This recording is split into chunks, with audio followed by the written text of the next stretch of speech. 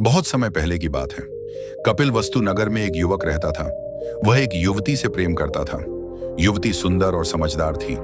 दोनों रोज नदी किनारे मिलते, बातें करते और भविष्य के सपनों में डूबे रहते। एक दिन युवक ने युवती से कहा, मैं चाहता हूं कि हम दोनों हमेशा साथ रहें, विवाह करें। युवती मुस्कुराई लेकिन फिर गंभीर होकर बोली, विवाह?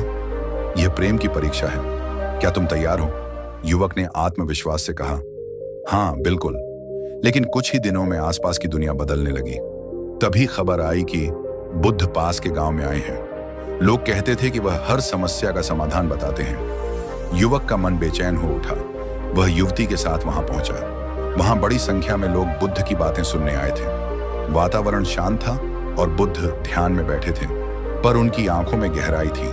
सभा समाप्त होने पर युवक ने साहस कर पूछा, भगवान, मैं विवाह करना चाहता हूं। क्या विवाह जीवन का सही रास्ता है? सभा में सन्नाटा छा गया। सभी की निगाहें बुद्ध पर टिक गईं। बुद्ध बोले, विवाह एक अग्नि है।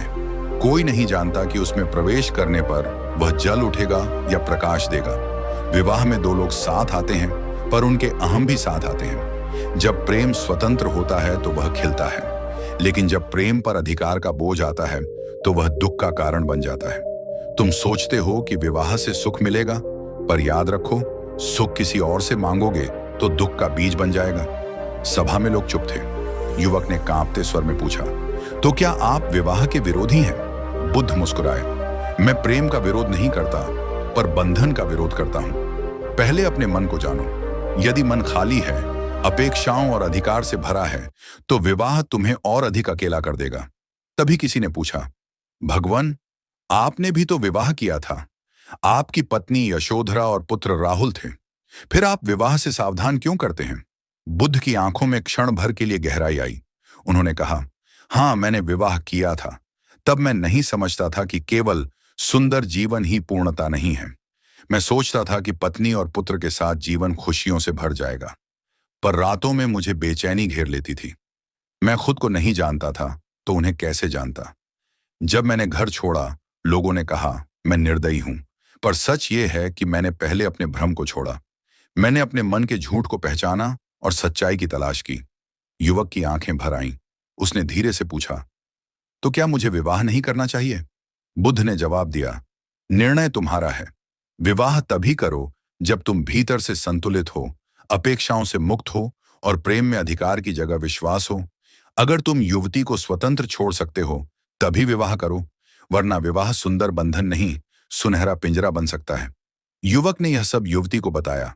युवती की आंखें भी नम हो गईं। हम विवाह करेंगे, लेकिन प्रेम को बंधन नहीं बनाएंगे।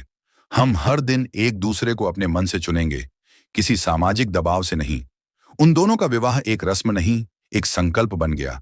दो स्वतंत्र मनों का। वे साथ रहे, पर एक दूसरे को अपने मन की स्वतंत्रता देते रहे। सभा के अंत में बुद्ध ने कहा, जब प्रेम में लालच हो तो वह व्यापार बन जाता है।